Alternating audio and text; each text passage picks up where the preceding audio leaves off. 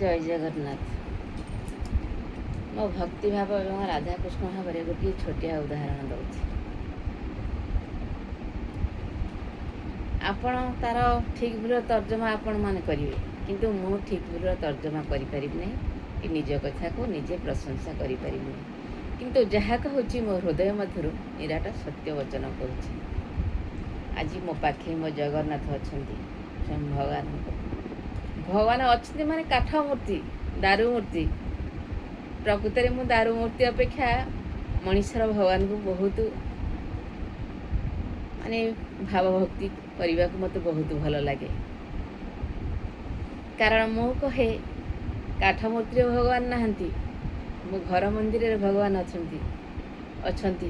ମୋର ଶାଶୁ ଶ୍ୱଶୁର, ମୋର ସ୍ୱାମୀ, ମୋର ବନ୍ଧୁବର୍ଗ, ଏମାନଙ୍କୁ ମୁଁ ନେଇକି ଯଦି ହସ ଖୁସିରେ ଧୈର୍ଯ୍ୟର ସହିତ ସମସ୍ତଙ୍କ ମନକୁ ଶାନ୍ତି କରିପାରିଲି, ତାହେଲେ ମୁଁ ସେଇଠି ମୋ ଭଗବାନଙ୍କୁ ପାଇଗଲି। ମୁଁ ସବୁବେଳେ ଏହା ହିଁ ଅନୁଭବ କରେ। ଏ ଅନୁଭବ ମୁଁ ମଶାଣିକି ମରିବା ପର୍ଯ୍ୟନ୍ତ କେହି ମୋ ଠାରୁ ମୋତେ ଭୁଲେଇ ପାରିବେ ନାହିଁ। ମୋ ଆତ୍ମାରୁ ଏ ଭାବନାଟା କେହି ବି କାଢ଼ିପାରିବେ ନାହିଁ। ଆଉ ମୋର ସମସ୍ତେ ସମାନ, ଯିଏ ଯେଉଁ ବାଟରେ ଯାଆନ୍ତୁ, ମୋର କାହା ପ୍ରତି ଅଭିଶାପ ନଥାଏ କି ଅଭିଯୋଗ ନଥାଏ।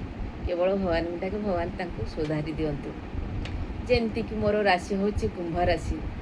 କୁମ୍ଭ ରାଶି ବ୍ୟକ୍ତିମାନେ ଅନେକ ତର୍ଜମା କରନ୍ତି, ମାଳିକା ବଚନ କୁମ୍ଭ ରାଶିର ବ୍ୟକ୍ତିଙ୍କ କଥା ଅନେକ ସବୁ ତର୍ଜମା କରି କହନ୍ତି। କାରଣ ସେମାନେ ମହାଜ୍ଞାନୀ। ସେମାନେ ଜ୍ଞାନ ଆହରଣ କରିକି ଭାଗବତ ପୁରାଣ ପୋଥି ପଢ଼ିକିରି କହିଥାନ୍ତି।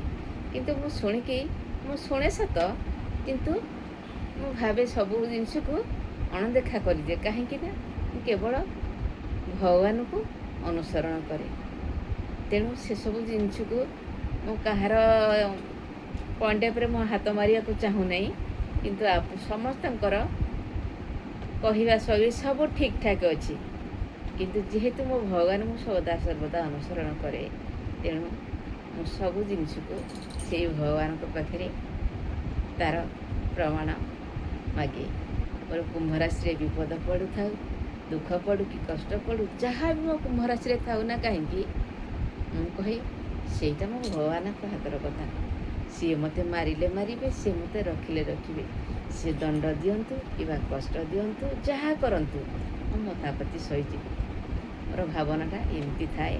ଆଉ ତା ଭିତରେ ସବୁଠାରୁ ବଡ଼ ଭାବନାଟା, ମୁଁ ମଣିଷମାନଙ୍କୁ ଟିକେ ଖୁସି ଦେଇପାରିବି। ମୋର ଶାଶୁ ଶ୍ୱଶୁର, ମୋର ସ୍ୱାମୀ, ମୋର ବନ୍ଧୁବର୍ଗ, ମୋ ପିଲାଛୁଆ, ଏମିତିକି ଅନ୍ୟମାନେ ବି, ସମସ୍ତେ ତ ମଣିଷର ଜନ୍ମ ନା, ସମସ୍ତଙ୍କର ଗୋଟେ ସୁନ୍ଦର ମନ ଅଛି। ଆଉ ସମସ୍ତଙ୍କର ସୁଖ ଦୁଃଖ ସବୁର ଚିନ୍ତାଧାରା ସମସ୍ତଙ୍କ ହୃଦୟ ମନ୍ଦିରରେ ଅଛନ୍ତି। ସମସ୍ତେ ତାହାକୁ ଅନୁଭବ କରିବାକୁ ଟାଇମ୍ ପାଆନ୍ତି ନାହିଁ କି ଅନୁଭବ କରିପାରନ୍ତି ନାହିଁ। ତେଣୁ ବାଧ୍ୟ ହୋଇକି କେହି ଜଣେ ଯଦି କହିଦେଲା, ଏଇ ବାଟରେ ଗଲେ ତୋର ସୁଖ ଆସିବ, ଏଇ ମାର୍ଗରେ ଗଲେ ତୋ ଘରେ ଶାନ୍ତି ଆସିବ, ଏମିତି ମୁଁ ବେଳେବେଳେ କହିଦିଏ। କିନ୍ତୁ କେହି ତାକୁ ଗ୍ରହଣ କରନ୍ତୁ ନ କରନ୍ତୁ, ମୋର ମନରେ ଦୁଃଖ ନଥାଏ। କେବେ ବି ମନରେ ଦୁଃଖ ପ୍ରକାଶ କରେନି। ଆଉ ଏତିକି ମୋ କଳା ଠାକୁରଙ୍କୁ ସବୁବେଳେ ଅନୁସରଣ କରିଥାଏ। ସବୁ ଜିନିଷ ଦେଖେ, କିନ୍ତୁ ମୁଁ ପଏଣ୍ଟ ଉପରକୁ ଆଣେ ନାହିଁ।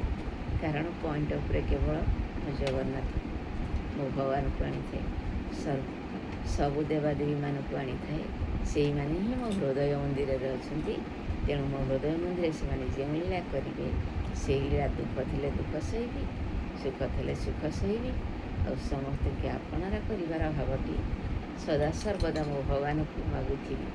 ଛୋଟବେଳୁ ମାଗି ଆସିଛି, ଏପର୍ଯ୍ୟନ୍ତ ମାଗୁଛି, ସବୁବେଳେ ମାଗେ। ଜଗନ୍ନାଥ ହେ, ସର୍ବଦେବାଦେବୀ ଗଣ, ମୋଠାରୁ ହିଂସାବାଦ ଅହଙ୍କାରରୁ ଦୂରେଇ ରଖିବ ମୋତେ। ଆଉ ତୁମେ ପଥର ଠାକୁରରେ ନାହଁ, ତୁମେ ଦାରୁ ମୂର୍ତ୍ତିରେ ନାହଁ, ତୁମେ କେଉଁଠି ନାହଁ, ତୁମେ ଏଇ କଥା କୁହା ମଣିଷ ଭିତରେ ଅଛ, ତୁମେ ମୋ ଆତ୍ମ ଶରୀରରେ ଅଛ। ସେଥିପାଇଁ ମୋ ଜୀବନକୁ ମୁଁ ଧନ୍ୟ ମନେ କରେ। ଆଉ ଓଡ଼ିଶାବାସୀ ଧନ୍ୟ ମନେ ନ କଲେ ମୋର ଦୁଃଖ ନାହିଁ। ତୁମେ ଧନ୍ୟ ମନେ କରନ୍ତୁ। ତୁମ ପାଖରେ ମୁଁ ଧନ୍ୟ ହେବା ଦରକାର। ଏତିକି ତୁମ ପାଖରେ ମୋର କାମନା। ଆଉ ଯାହା ଆଶ୍ରିତରେ ମୁଁ ରହିଛି, ଧରାପୃଷ୍ଠକୁ ଆସିଛି, ପିତାମାତା, ଶାଶୁ ଶ୍ୱଶୁର, ସ୍ୱାମୀ, ବନ୍ଧୁବର୍ଗ, ସବୁ ସାଙ୍ଗସାଥି ସମସ୍ତଙ୍କୁ ମୁଁ ଯେମିତି ହସି ହସି ଆପଣାର କରିବି।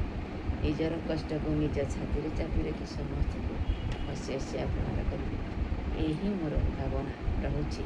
ମୋ କଥା ମାଧ୍ୟମରେ ଭୁଲଥିଲେ ମୋତେ କ୍ଷମା କରୁଥିବ। ଜୟ ଜଗନ୍ନାଥ। ଏମିତିଆ ଗରମ ପଡ଼ୁଛି, ବାହାରକୁ ଯାଇ ହେଉନି। ଶୀଘ୍ର ରୋଷେଇ ଟିକେ ସାରିକି ଖାଲି ଘର ଅନ୍ଧାର କୋଠରୀ ଟିକେ ଅଳ୍ପ ଲାଇଟ୍ ଦେଇକି ବସିବାକୁ ପଡ଼ୁଛି।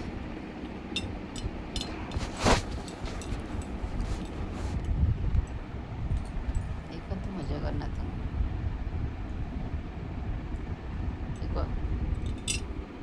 ଏ କାଗଜର ଠାକୁର, ଦାରୁଅ ଠାକୁର ମୋତେ କ'ଣ କଥା କହୁଛନ୍ତି? ସେ ବା ମୋତେ କଥା କହୁନାହାନ୍ତି। ତେଣୁ ସିଏ ମୋତେ ଅଭିମାନ କରିଛନ୍ତି, ମୁଁ ବି ତାଙ୍କୁ ଅଭିମାନ କରିଛି।